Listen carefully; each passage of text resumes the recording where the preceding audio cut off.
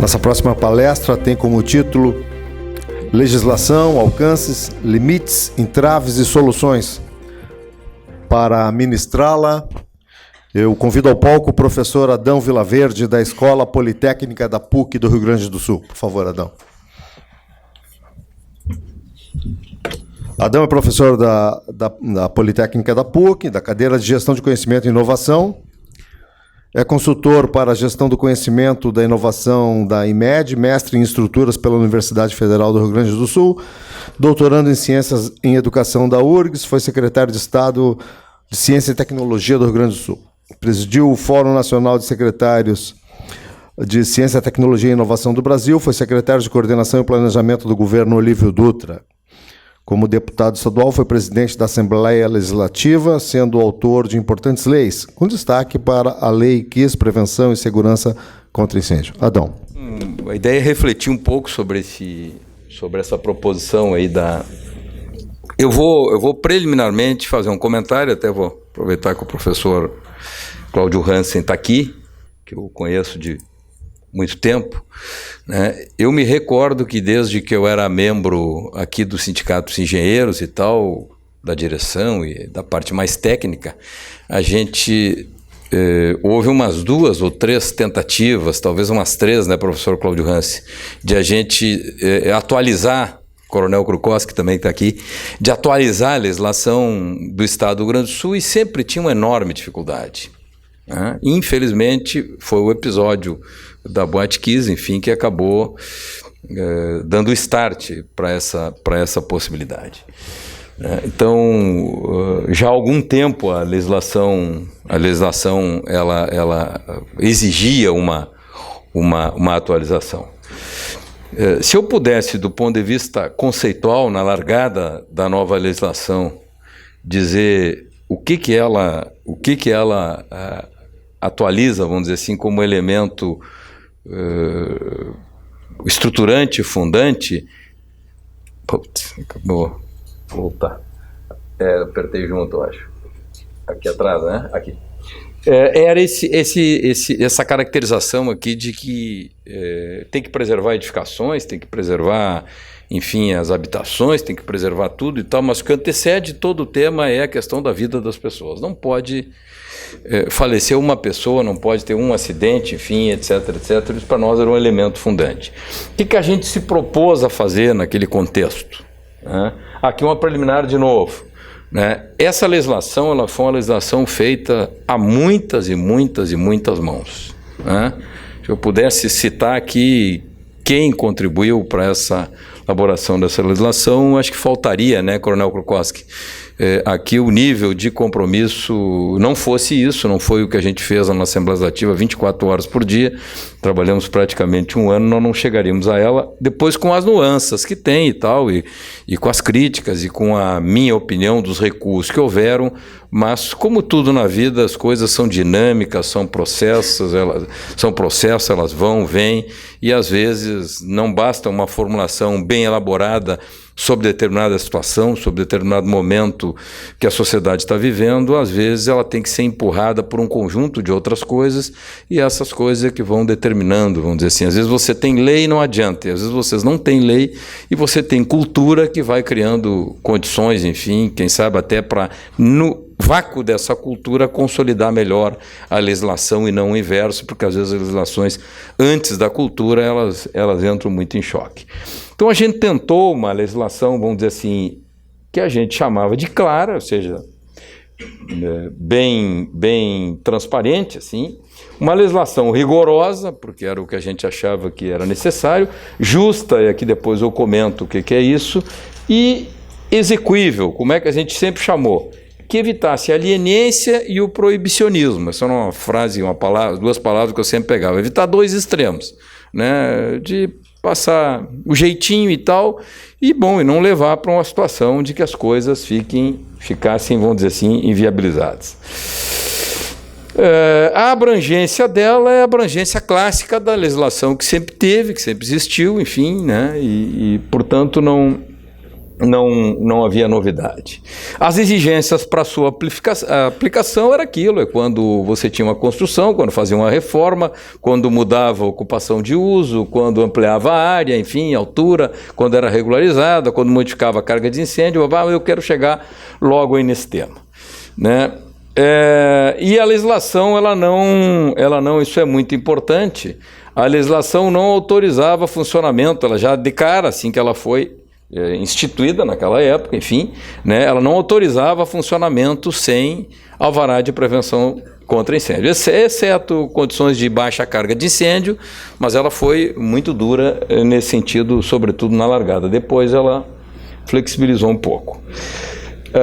Onde é que eu quero chegar? Eu quero chegar aqui, talvez eu guarde um pouquinho de tempo aqui para o tema, assim, né? Que imagino que vocês conhecem, mas acho que vale a pena. Por um largo período, a legislação ela ficou nesses dois temas aqui, né?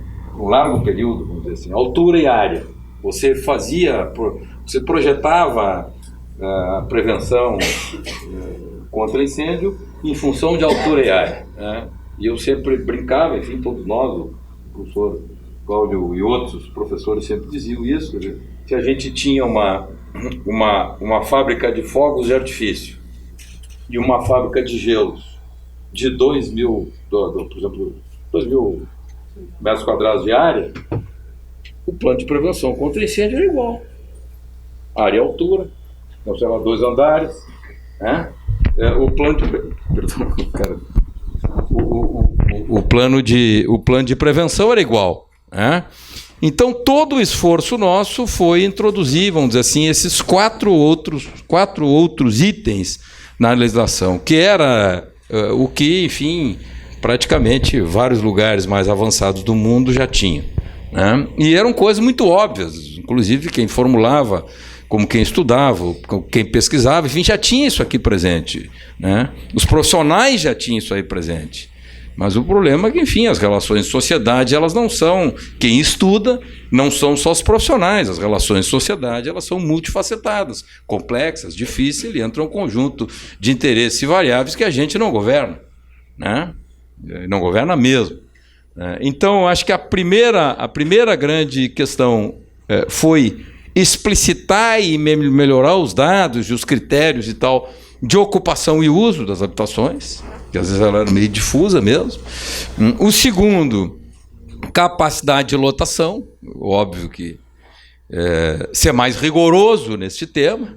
Terceiro e quarto, esses dois aqui, vamos dizer assim, que são as duas grandes, pelo menos tentativas de inserir que está em curso, que está em evolução, que está melhorando, que vai evoluindo, né? Que aqui são regulamentações técnicas, né, Coronel? Resoluções, né? Não é IT, é RT, né? São resoluções técnicas. E então que as resoluções vão tentando, enfim, a partir da legislação, indo na frente, né? E introduzimos a questão do controle de fumaça, ou seja, os sistemas, as exigências dos sistemas para confinação de fumaças, que é absolutamente importante. E talvez a grande novidade, que já era necessário, que todo mundo dizia que era unanimidade e tal, o chamado potencial calorífico à combustão que existia dentro daquela edificação, ou das peças da edificação, enfim, que você iria projetar, que é o fim e o cabo da chamada carga de incêndio. Então essa é a grande novidade da legislação, né? E que altera ela, vamos dizer assim, de forma significativa em relação ao que existia anteriormente. Aí começo agora, eu vou derivar um pouco para a questão até mais aqui o pessoal é da engenharia civil, arquitetura, elétrica, só para me dar mais ou menos o perfil aí. E tem profissionais que não são da área de engenharia. Alguém não é da área de engenharia? Mas alguém não é da área de engenharia ou de arquitetura ou de segurança e prevenção contra incêndios? Enfim, tá bem. Que aqui vai entrar um debate. E, por favor, não é um debate. O coronel sabe, eu sou menos, apesar de ser engenheiro, eu sou menos corporativo possível. Mas depois eu quero falar isso aí, porque quantas horas nós debatemos este tema, né? Bom, então a gente buscou atualizar mesmo uma exigência do que era o alvará. para nós técnicos algo meio óbvio, né? Mas para uma edificação, para a sociedade civil, enfim, para as relações que a gente vivia na época, naquele período ali, isso aqui era muito importante, né? Que é um atestado que cumpre todos os requisitos de segurança, né? Para edificações de média e alta carga de incêndio, nós deixamos fora, evidentemente, a baixa carga de incêndio, e para as baixas cargas de incêndio, de caráter essencial, né? Mediante a apresentação do protocolo, bababá, já era, vamos dizer assim, neste caso aqui, isso aí era suficiente. Aí a gente abre uma discussão sobre este tema, que para mim o grande debate é isso aqui. A gente tentou incursionar a semelhança de São Paulo, né, no tema de enquadramento das edificações e as exigências para as edificações. E aí aqui eu acho que minha leitura hoje que eu faço, eu já fazia na época e tal, nós não tínhamos cultura suficiente para isso. Na verdade, ao fim e ao cabo, né, a gente não avançou nisso. Hoje, de novo, as resoluções técnicas do Corpo de Bombeiro é que estão avançando nesse sentido, estão dando cobertura para isso, né? Mas aqui, aqui em nome de que a gente não tinha cultura para isso, que se a gente apertasse muito na prevenção contra incêndio, as pilhas de ir lá para o Corpo de Bombeiros para poder dar os alvará ia ser aquelas crises, como sempre, babá. Bom, resumindo, as dificuldades para fazer os planos de prevenção, elas existem, a acumulação lá de pedidos, eles continuam e tal. Então, às vezes, esse papo de que não dá para apertar porque vai piorar lá, era um papo muito mais para que, de fato, não tivesse alguns regramentos. Eu gostei, até vou pegar aqui o exemplo que o professor estava dando antes de mim aqui, né? Eu sou daqueles que quanto mais a gente regrar as coisas de forma rigorosa, científica, com parâmetros, com critérios, com evidências, etc., nesse tipo de coisa, principalmente em questões que tratam da vida das pessoas, é melhor. Eu não acho que a gente tem que sair batendo foto e guardando e tal, para que dê qualquer zebra depois eu vou... Mas e aí? E aí? Depois que aconteceu? Entendeu? Quer dizer, então só né, um bom projeto, só um negócio bem calçado, só bem articulado, porque para mim tudo isso aqui é prevenção contra incêndio. É prevenção contra incêndio. É para não acontecer mesmo. Bom, depois que aconteceu, o coronel e os bombeiros aí vão ter que fazer o que pode fazer, né? Mas o papel um pouco que a gente tem com o apoio deles é evitar que essas coisas aconteçam. Então isso aqui acabou não evoluindo, enfim, foi para a legislação, aquelas tabelas famosas, bom, A1, A2, A3, A, B, C, D, enfim, os enquadramentos, e o que exige de, vamos dizer assim, critérios ou parâmetros de prevenção contra incêndio para cada situação. E aqui eu entro, aí derivo para a questão profissional. Aqui é um ponto bem complexo de toda a legislação, e bem difícil de toda a legislação, né? Nós acabamos colocando na legislação dois grandes critérios, vamos dizer assim, para prevenção contra incêndio, né? O PPCI completo e o PPCI simplificado.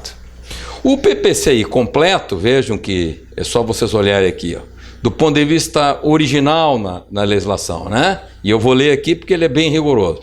Um projeto de prevenção contra incêndio, projeto técnico, constante PPCI, que deve ser elaborado por profissional, registrado com a devida atribuição do Conselho Federal de Energia, ou no caso do CAL, com formação também na mesma área e tal, acompanhado de anotação de responsabilidade técnica ou RRT como porque depois, agora, em seguidinha, vai vir as responsabilidades.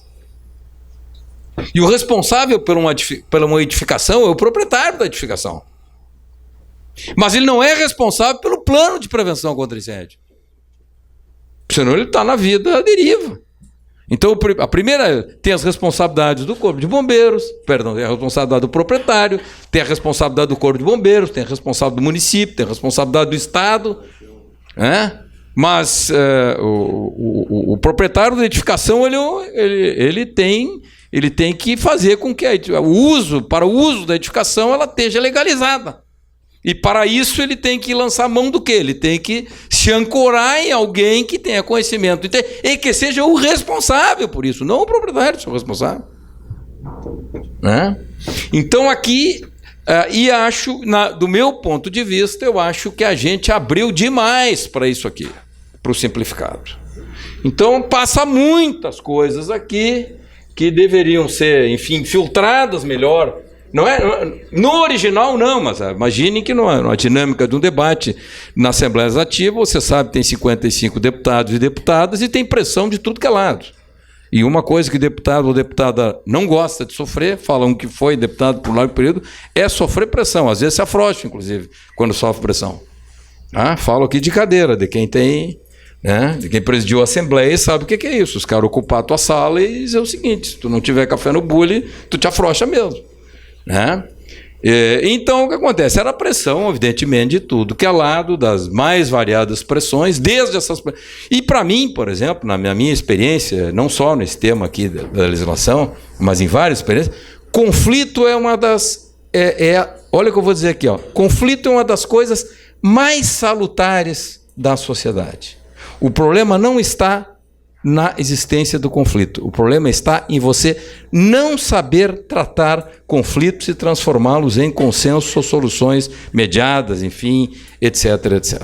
Quem não sabe tratar conflito tem dificuldade na vida, porque a vida, por favor, o que ela prega de conflito para 24 horas por dia é quase como um aprendizado as relações de sociedade é quase como um aprendizado de conflito permanente. E a gente vai levando, a gente vai tratando, a gente vai, enfim, aprendendo esse tipo de coisa. Né?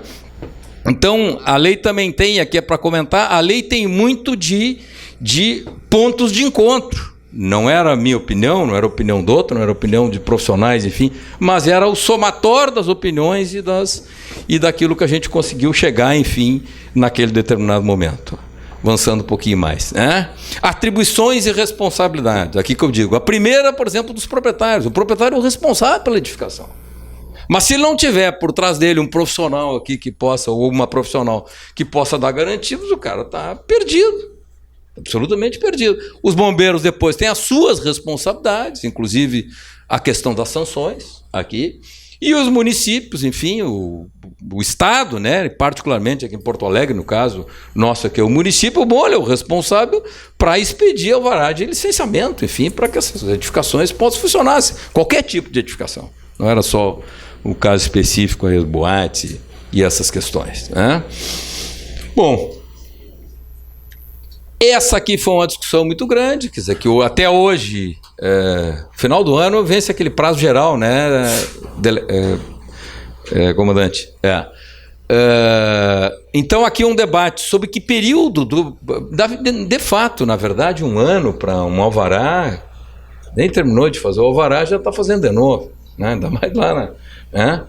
Claro, então tinha dois tipos, até esse tipo aqui, tipo grupo carga F, 1 ano e tal, os demais 3 anos. Mas mesmo aqui, eu acho que esse período aqui ele é um período evidentemente muito apertado. Né? Um debate sobre brigadistas, que não existia na legislação anterior, exigências, enfim, né? A gente também conseguiu introduzir, e isso aqui que era um termo, muitas coisas às vezes aconteciam, né? Entre vamos dizer assim, entre acordos bilaterais, tá? Apenas entre o dono da edificação e o MP. Né? Isso aqui foi outro drama, né, Coronel?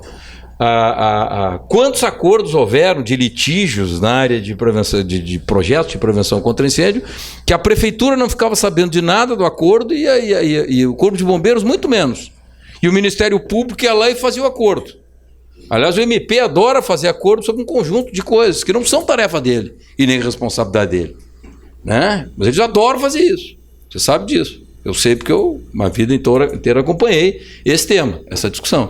Então a gente regrou isso. Não tem como. Vocês imaginam no âmbito de fazer um termo de ajuste de conduta sobre prevenção contra incêndio com a municipalidade e o Corpo de Bombeiros fora. Mas isso é uma burocracia, porque não sei o quê, porque eu acho que... a gente apanhou por causa disso, ou não? Enfim, foi mais um outro tema, né? as sanções, né? As sanções a gente, enfim, delineou como sendo essas 4 aqui, e 3 compete ao bombeiro, outra à prefeitura, ou à municipalidade, né? A gente avançou, vamos dizer assim, o máximo que deu, né? E eu imagino que esse ano, nem sei quantas regulamentações técnicas já saíram esse ano também, coronel, imagino que o senhor vai falar aqui. Então é um processo permanente de atualização, né? E aqui as coisas que são, vamos dizer assim, essas 2 lâminas aqui são os 2 pontos de estrangulamento. Prazos de adaptação e pontos para que, a gente usou o nome, enfim, porque todo mundo estava chamando, né? Prazos de celeridade, aliás, prazos de adaptação e pontos que tem que ser os pontos de celeridade da legislação. Sem isso não adianta fazer uma legislação. Então a gente tentou o máximo que deu, vamos dizer assim, se adaptar a essas condições, né? Desde sua sanção no Diário Oficial, enfim, as novas edificações teriam que estar submetidas a isso, sempre foi a ideia, a gente sabe que isso aqui também é um tema complexo, né? As edificações que passaram ou passarão por reformas, né? Era o artigo 7º da legislação, elas tinham que ser adaptadas até a próxima vistoria, né? Os municípios tinham um prazo de 1 ano, à época, acabou aumentando isso. As edificações existentes tinham um prazo de 5 anos, ficou 6 anos. Ficou 6, né? Ficou 6. Né? E as instruções normativas do Corpo de Bombeiro, enfim, que iriam obviamente, regrar tudo isso aí. Agora, esses pontos aqui eram os pontos cruciais e continuam sendo os pontos cruciais até hoje, né? O tema das vistorias, ou seja, de que período em período você faz vistoria, né? Olha aqui, veja que é o 2º item, ó. Bombeiros podem contratar profissionais habilitados no CREA, que eu abro um negócio, está na lei a seguinte questão: o Corpo de Bombeiros não está regulamentado, então não adianta, está na lei, não está regulamentado, não adianta nada. Mas o Corpo de Bombeiros, por exemplo, pode formar, olha o que eu vou dizer aqui, pode formar, lá no Corpo de Bombeiros do Estado do Rio Grande do Sul, um escritório não militar, acho que se eu estou falando do correto aqui, um escritório não militar, ou seja, não é carreira militar, não é carreira do Corpo de Bombeiros, pode formar escritório de profissionais civis lá para, por exemplo, para fazer revisão de projetos, para fazer análise de projetos. Isso está na lei. Não foi, evidentemente, não andou, essas coisas não são difíceis, a gente sabe que não, mas está previsto na lei, com muita discussão, né? Firmar convênios com entidades, por exemplo, os sindicatos de engenheiros, o CREA, as delegacias dos conselhos que tem no interior do estado, por exemplo, poderiam fazer consórcios para elaborar projetos e ajudar, inclusive, o Corpo de Bombeiros, não só na fiscalização, mas, enfim, para elaborar projetos de forma coletiva. Era chamado de consórcio. Isso está lá na legislação, né? Também não está, também não está regulamentado. Sem regulamentar não adianta, né? Depois veio uma discussão sobre esse tipo de edificação, que era o grande conflito, porque, né, enfim, o pessoal dizendo que estou acostumado, meu CTG não tem problema, é o caso típico de hoje de manhã do Bali High, né? O CTG é exatamente igual ao Bali High, assim, em 1 minuto ele não sobra nada, né? Mas, enfim, eu lembro lá quando o pessoal vinha para o plenário na Assembleia Legislativa, para cima de nós, assim, eu então mais curtido que não sei o quê. O professor Luiz Carlos, que foi várias vezes dar palestra para nós lá, chegava a fazer assim. Não, porque não dá, porque o meu CTG, porque o meu galpão, não sei o quê, porque o meu centro comunitário, que papapá. Legal, a gente sabe tudo o que significa isso. Mas não era isso que a gente estava tratando. A gente queria dar o mínimo de... Mas porque dá um negócio que nem deu hoje de manhã no Bali High, 5 minutos e não sobra absolutamente nada. Alguns tratamentos diferenciados, evidentemente que tem licenças provisórias, entrou aqui que foi super importante, principalmente para baixa carga de incêndio, o tema dos brigadistas, enfim, adaptação das edificações existentes, que foi para 6 anos, e acho que obviamente vai ter que ser, acho que nos Estados Unidos na época que fizeram uma grande alteração foi 10 anos isso, se não me falha a memória. Eu tinha esse dado, mas agora não tenho. A criação do Conselho e a grande decisão de que hoje alterar isso aqui passa pelo Conselho, não passa mais pela Assembleia Legislativa do Estado do Rio Grande do Sul. Então essa é uma grande vantagem. Bom, com o capital de conhecimento que o Corpo de Bombeiros tem, com a relação que o Corpo de Bombeiros construiu, enfim, com um conjunto de entidades, universidades, escolas, instituições, né? Então a gente tem um capital que tira um pouco essa discussão e esse debate evidente que tinham questões técnicas aqui que não são afeitas à questão do parlamento, né? Então vai facilitar muito o terreno aonde a gente vai dirimir, vamos dizer assim, um conjunto de questões importantes que estão pendentes ainda e por onde a gente vai avançar ou não vai avançar no próximo período. Mas, de qualquer maneira, são questões muito importantes, né? Bom, tudo que estava, e nem podia ser diferente, tudo que estava aqui, principalmente as penalizações e sanções na legislação, tudo era cabível a recurso e etc, etc, né? Mas eu acho que qual é a novidade, assim, e acho que qual é o avanço de tudo isso aí, é que do ponto de vista conceitual, do ponto de vista dos instrumentos, eu fecho aqui, que a gente tinha, né, e dos anos que a gente vinha tentando, houve 2 ou 3 tentativas de atualizar a legislação aqui no Estado do Rio Grande do Sul, e não teve jeito, as coisas não andavam, era difícil mesmo, não transitava. Havia um esforço brutal do Corpo de Bombeiros, por exemplo, que reconhecia isso, e de um conjunto de entidades que iam para dentro da Assembleia Legislativa do Estado do Rio Grande do Sul. Mas, enfim, teve que acontecer essa tragédia horrorosa, né? Inaceitável, vamos dizer assim, para que isso pudesse se realizar. Eu acho que a gente deu avanços extraordinários, deu avanços importantes, mas, como tudo na vida, tem muito, obviamente, a fazer, né? E aquilo que eu disse um pouco na largada, assim, eu acho que talvez tão importante quanto a lei é a cultura de prevenção, né? O professor já viu, isso, né? A gente conversava bastante isso. É a cultura de prevenção, né? Às vezes não adianta, e às vezes nem... Não é que não é importante, mas às vezes não adianta ter a lei se não tiver a cultura, porque até a lei é mal aplicada. Então a cultura é algo absolutamente importante. Então todas essas questões aqui que a gente mostrou, está tudo passo a passo, está quase, né, eu diria a gente seguiu quase que um protocolo de como se faz hoje no mundo, né? Mas tudo isso aí só vai funcionar mesmo se, né, a gente entra nos lugares assim, já entra cuidando, já está dando uma olhada, né? Você sabe, né? Para vocês aqui eu estou ensinando o padre a rezar a missa e a freira, eu vou fazer também as tarefas dela, para não ser machista aqui.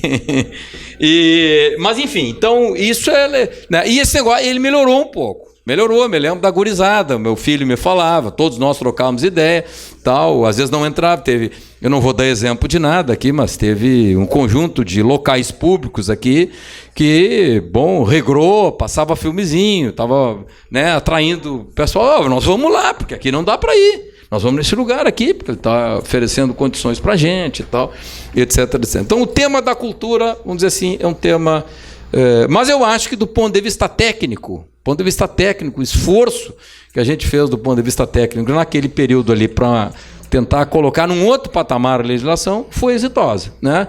Daí a ela andar mesmo, daí ela se concretizar, daí ela se realizar na vida e tal, sempre tem um mundo no meio. Mas eu acho que na medida que essa questão da cultura for avançando e ganhando as consciências, vamos dizer assim, da sociedade, que o dono da edificação não precisa fazer as coisas por coação, por pressão, que a consciência tomou conta do funcionamento e da fiscalização lá do Corpo de Bombeiros. As fiscalizações, elas são absolutamente importantes. As sanções também têm que ser aplicadas, porque é aquilo, quer dizer, tinha né, não sei nem como é que está hoje, né, coronel? Talvez seria bom o coronel falar, né, o que é o valor, por exemplo, de uma multa hoje e tal. Pô, tinha uma época que, né, agora podia levar 10 multas que não tinha nenhum problema. Levar 10 multas era uma barbada. O que era caro mesmo era fazer um projeto, essas coisas que você sabe muito mais do que eu.